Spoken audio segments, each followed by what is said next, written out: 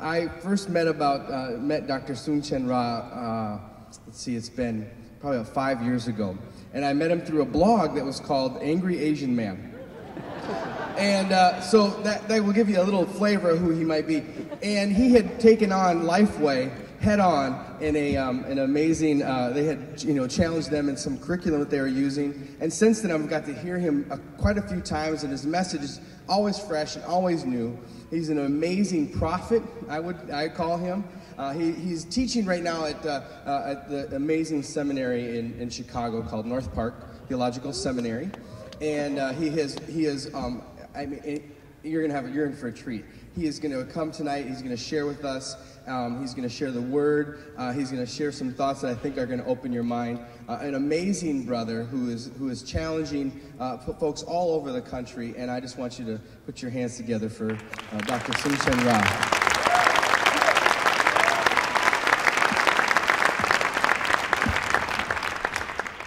Good evening, CCDA. Good evening. Well, it's finally here. The first night. This is the big time, fellas. This is like... I was a little surprised that y'all asked me back. I actually grew a beard, so maybe nobody would recognize me when I came here this year. After some of the stuff I said last year, I was like, wow, they actually want me to come back. But CCDA is like a homecoming for many of us. It is for me. It's where we gather with like-minded, like-hearted, kindred spirits. We're reminded of the battles that have been fought by the veterans that have gone on before us. I'm just honored to hold the same microphone that John Perkins and Barbara Skinner and Wayne Gordon and Mary Nelson have held, and to be in the same spot where many of these great leaders that have gone and plowed the way ahead for us. We're thankful for them and the work that they have done here for CCDA. So it's a tremendous honor to be able to speak to you on this first night. They gave me the topic, and the topic was called Subversion, Pursuing New Approaches to Activism. Subversion. I have no idea what that means, but that's what I'm going to talk about. Subversion, Pursuing New Approaches to Activism. And it's interesting because I was talking about this with one of my students who's actually from Colombia, and he was telling me that the word subversion in his culture actually means revolution. So our topic tonight is revolution. How do we bring revolution into a world that desperately needs revolution? Because revolutionary change, I want you to know, is already taking place. God is already doing the work of revolution. We just get to come along for the ride for that revolution that God is doing.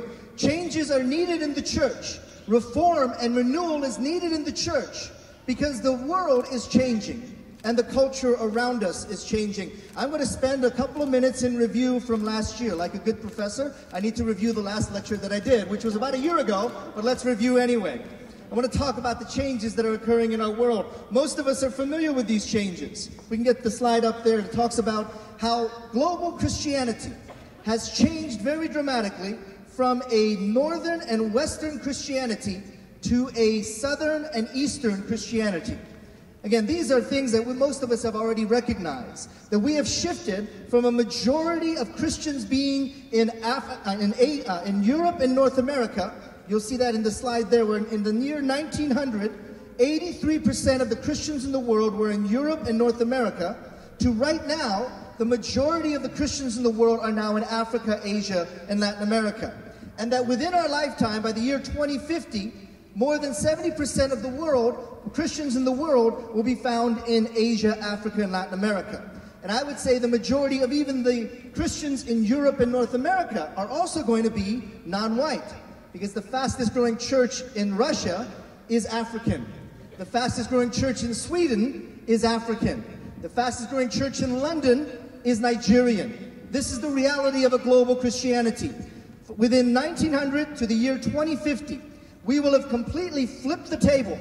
We are going from a majority that is 80 to 85% white Anglo-European Christianity within our lifetime to 2050 to 80 to 85% of the world's Christian population being African, Asian, and Latin American descent. This is a revolution that is occurring right before our eyes. Now, many of us, this is review, this is old news. We remember these things from books that we've read. Even 10, 15 years ago, people were talking about these changes. And I also want to remind you that these changes that are occurring in global Christianity are also changes that are occurring in American Christianity. American demographics, we already know, are in very drastic change. For example, many are projecting by the year 2050, and now that number has been adjusted, that by the year 2042, the majority of Americans in the United States, the majority of Americans will be non-white.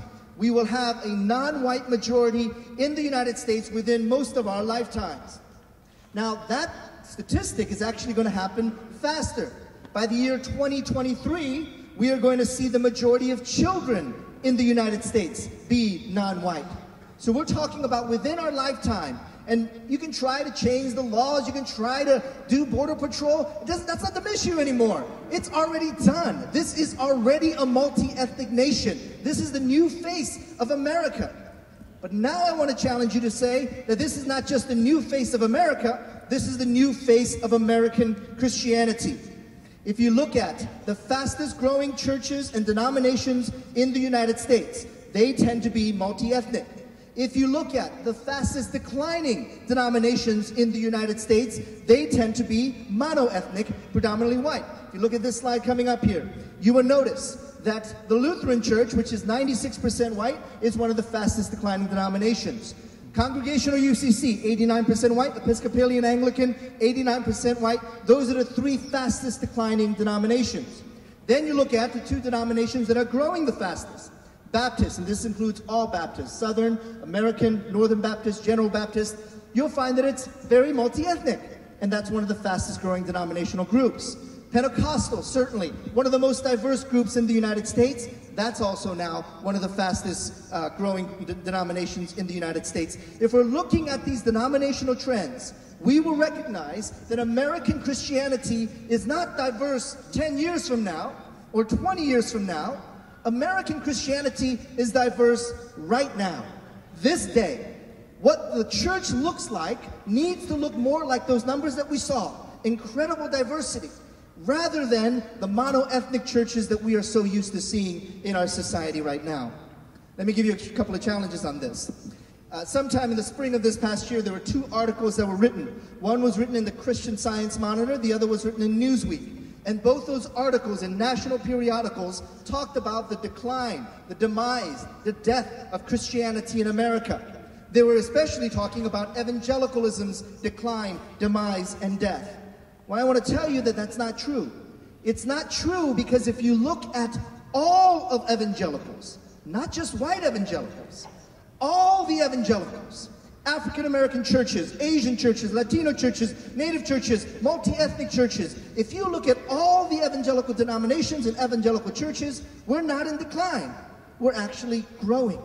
And this is a surprise because everybody's focused on these evangelical churches, which is usually defined as white churches, and saying, oh, this is terrible. The evangelical churches are in decline. It's true. It is declining among whites, but it is not declining across the board. Let me show you this statistic. If you, let's go to the next slide there. If you look at this graph plot right here, you'll see three graph charts. The one on the left are evangelical attendance in the last 15, 20 years or so. You'll see that it's relatively flatline. 9.2% of the population going to evangelical churches, down to about 9.1, not a huge difference. In the second column, you'll see mainline churches. These would be the Unitarian churches, the Episcopalian churches, the Lutheran churches. What you'll see that it's gone from 4% of the US population down to 3%. Well, that doesn't sound like much, only 1% drop. But if you look at it proportionally, what we're seeing is 25% of the mainline churches have lost their attendance. So in 15 years, a church that had 100 people now only has 75 people. But you also might remember, if you think about the statistic, that that mainline church is also the most mono-ethnic and the most white. So what we're seeing is the sharp decline of white mainline churches, losing 25% of its population within a very short period of time. However, if you look at the evangelical number, which is flat, or we're maintaining our numbers here, if you were to take out the ethnic and immigrant churches from that number, you would find that we're doing just as bad or poorly as the mainline churches. In other words, without the growth of the immigrant, ethnic, and multi-ethnic churches, American evangelicalism is doing just as badly as the mainline churches, which many are saying are in this complete free fall.